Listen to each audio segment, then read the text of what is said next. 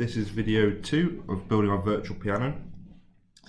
In this video we're going to be focusing on CSS, so that's the styles that we want to apply to our website. CSS stands for Cascading Style Sheets, or if you remember it as style sheets then it's easy to remember. This is where we're going to apply any code to make our styles for our website. So if we want to make this look any prettier, which we do, this is where we're going to do it. Also, I'm going to need to use styles to make this piano section actually look anything like a piano, and make the key look like a piano, a key.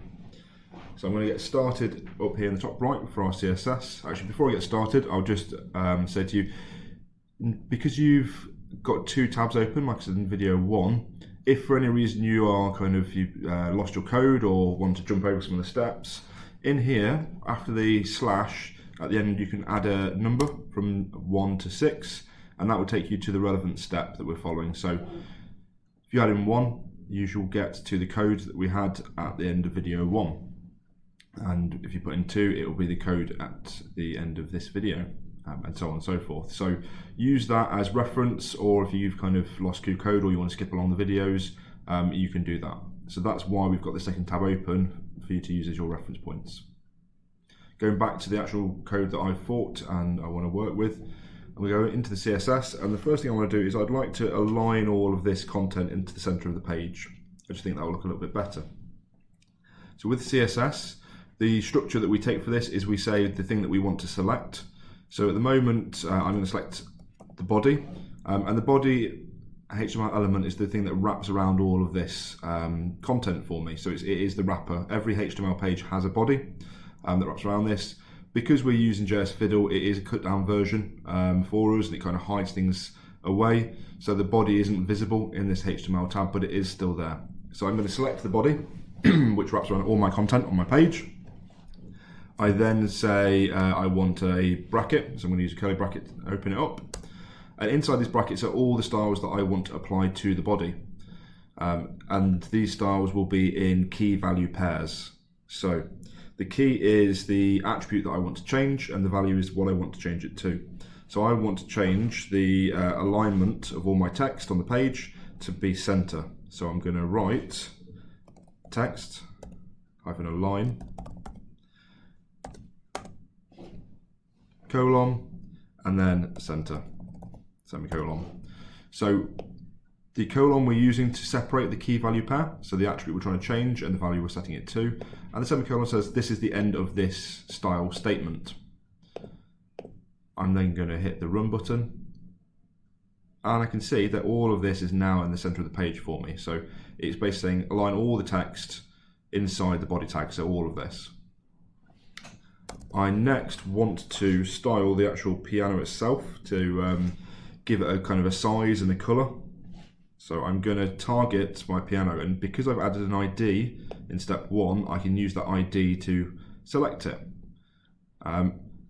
Up here we selected a HTML element, which is a body. If we wanted to select the section, we could write section, but I'm going to select an ID. And to say that it's an ID we're looking for, not just the element type, I need to use the hash. So I say hash, and then you write the ID that you want to select. So I want to select piano, open up my brackets, this pattern remains the same, and then I set all the styles I want to affect. So I'm going to say I want this to display inline block. So you've got, with display, you can display things as inline, you can display them as block, or you can display them as inline block. So if something's inline, it will just, if you have 2 spans that are inline, they'll just sit next to each other and wrap around, and the web page will take care of that for you. If it's a block, it's a kind of defined section of the website, and any other content will appear below it. Inline block means that I can set both the width and the size of it, but it will still allow other content to its left or to its right. So that's why I'm using inline block here. I'm going to set the background color. This is the American spelling, so just be aware of that. And I'm going to use dark slate grey.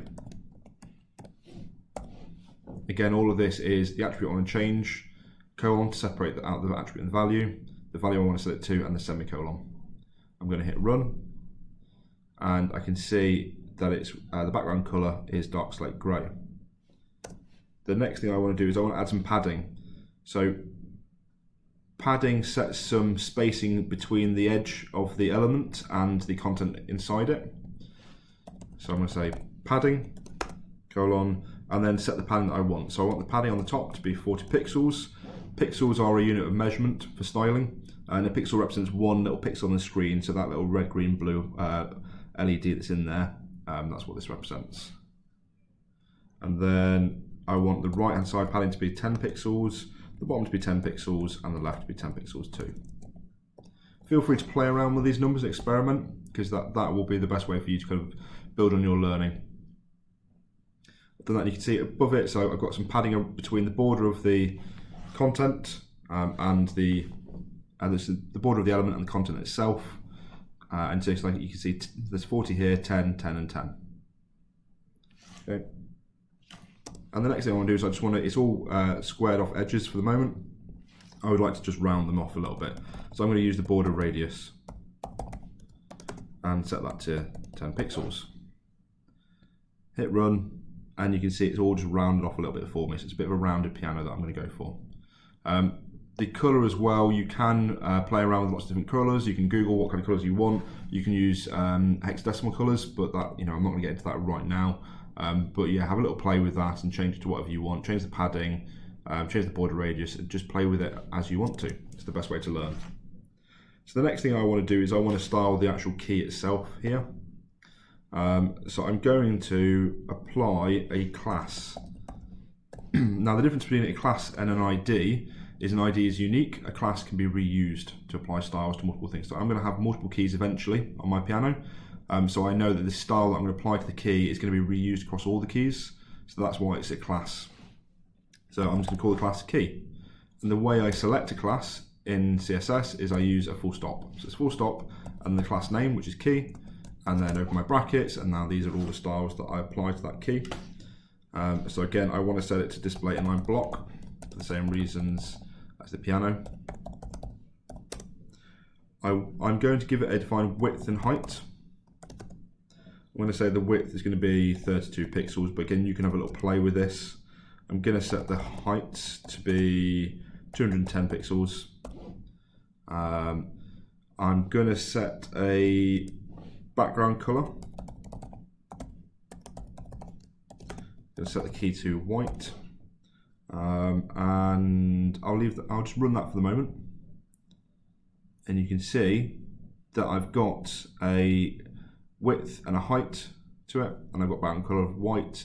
I no longer need the text key in there now, because I can see by the defined height and width and color where the key is on the page. So I'm going to get rid of this text and hit run. And there we go. So I've got my piano background and a key on it. I'm going to add a little bit of border radius to the key as well, just to make it look a little bit more like a key. So border radius, 2 pixels, 2 pixels, 10 and 10. And this works from left, top right, bottom left. Run that. And you'll see here there's a little bit rounding at the top and a lot more rounding there, so it's looking a bit more like a piano key again now.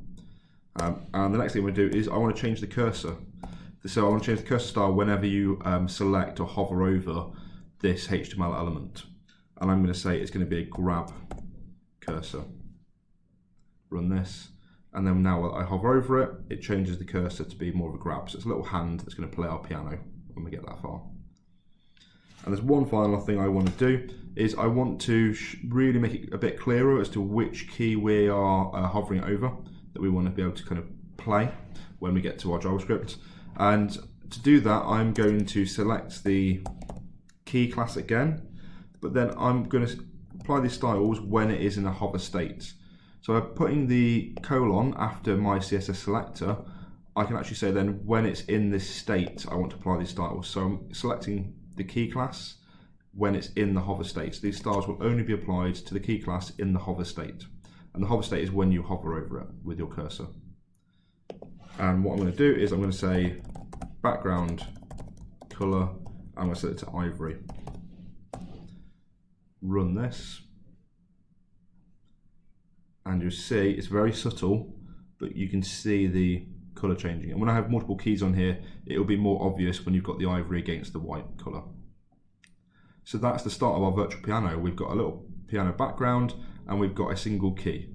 Again, nothing happens when I click on it at the moment, but that's because I've added the content, which is my HTML, I've added my styles, which is my CSS. I haven't yet added any interactivity or functionality to my website, which is my JavaScript. That's going to be step 3 in these videos. And again, just to remind you, in the other tab, if you want and you want to use it for reference, you can now type /2, hit enter, and all of the code that I've just gone through will be there for reference for you. So you can see there's my piano. You can make this as well a bit more like a piano. I've really tried to kind of simplify the styles so that it looks enough like a piano but without being too complicated for this code long. So feel free to play around with this and get it looking just how you want to make it look.